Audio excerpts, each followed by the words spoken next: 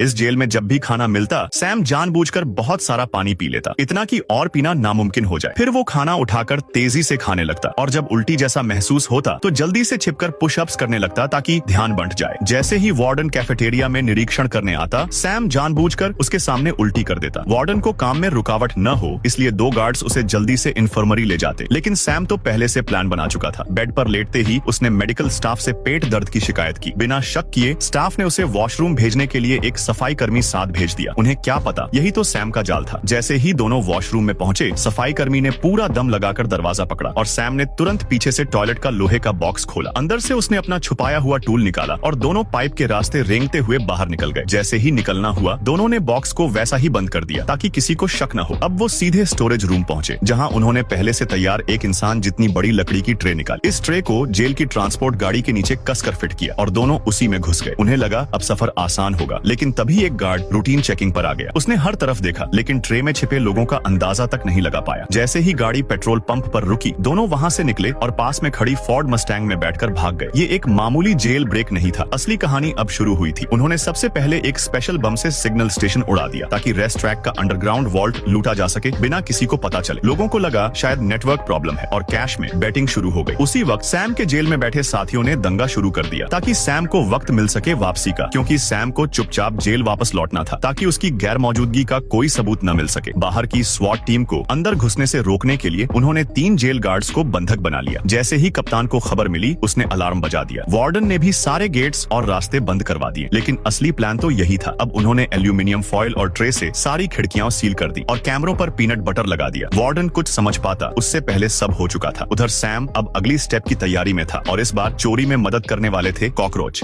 ये लड़का सिर्फ तब एक सैनिक बन सकता था जब माचिस की तीलियां जलने से पहले वो अपनी यूनिफॉर्म पहन लेता, और जैसे ही आखिरी तीली जली, उसने अपनी मिलिट्री यूनिफॉर्म पहन ली थी। वो खुशी से पूरे कैंप में दौड़ने लगा जैसे अब वो एक असली सैनिक बन चुका हो। उसने बड़ों की तरह शेव भी की, सलाम करना भी सीख लिया। उस मासूम चेहरे वाले बच्चे को देखकर सारे सोल्जर मुस्कुरा उठे। उस दिन वो पूरी लगन से पहरेदारी कर रहा था, लेकिन अगले ही पल कैंप पर हवाई हमला हो गया। एक अफसर ने उसे ढाल बनाकर बचाया। आसपास गोलों के धमाके हो रहे थे और वो लड़का खंदक में सहमा बैठा था। जब उसने घायल सैनिकों को देखा तो उसे युद्ध की असली भयावहता का एहसास हुआ। फिर वो भागकर टेंट में गया और बहुत गंभीरता से घायलों की देखभाल करने की कोशिश करने लगा। फिर वो टेंट के बीच खड़ा हुआ और सबके लिए गाना गाने लगा। उसकी मासूम आवाज सुनकर सैनिकों की आंखों से आंसू निकल आए, लेकिन दुश्मन का हमला फिर शुरू हो गया। लड़का गोलियों की पेटी खींचते हुए ट्रेंचेस में दौड़ा। वो अपने साथियों को गोलियां पहुंचाने लगा। एक बुजुर्ग सैनिक ने उसे सराहा। लड़के ने सैल्यूट किया और फिर कमांड पोस्ट में पहुंचा, जहां पता चला कि कम्युनिकेशन लाइन कट चुकी थी। कमांडर की परेशानी देखकर वो बिना सोचे ट्रेंच से बाहर निकल पड़ा। गोलियों की बारिश के बीच वो लड़खड़ाते हुए आगे बढ़ा और टूटी वायर को जोड़ दिया। सिग्नल दोबारा जुड़ गया और इसी की वजह से दुश्मन को पीछे हटना पड़ा। एक दिन वो स्काउट की तरह निगरानी करने निकला और दूर बिनोकुलर से देखा कि घास के ढेर में किसी का पैर छिपा है। वो दौड़ता हुआ कैंप लौटा और सबको बताया। लेफ्टिनेंट को यकीन नहीं हुआ, लेकिन लड़के के जोर देने पर वो 2 सैनिकों को लेकर वहां पहुंचा। दुश्मन को बाहर निकालने के लिए उन्होंने घास में आग लगा दी। अचानक 2 दुश्मन भागते हुए बाहर आए और उन्हें पकड़ लिया गया। बाद में लड़का एक बैग भी बाहर से खींच लाया, जिसमें दुश्मनों का रेडियो था जो बमबारी की लोकेशन भेज रहा था। इस बार भी लड़के ने बहादुरी से काम किया, लेकिन उसने कभी घमंड नहीं किया, बल्कि उसने खुद ही एक कोरियर सोल्जर बनने की गुजारिश की ताकि वो सैनिकों को चिट्ठियां पहुंचा सके। हर कोई उस प्यारे बच्चे को पसंद करता था और एक सैनिक ने तो उसके लिए डांस तक किया। अगले दिन जब वो फिर चिट्ठियां लेकर पहुंचा तो वो सैनिक अब इस दुनिया में नहीं था। लड़के ने चुपचाप अपनी टोपी उतारी और दुखी होकर वहां से चला गया। इस लड़के का नाम था सर्गेई ओलेश्को, जो इतिहास का सबसे कम उम्र का सैनिक बना। युद्ध खत्म होने के बाद उसे हीरो मेडल से सम्मानित किया गया।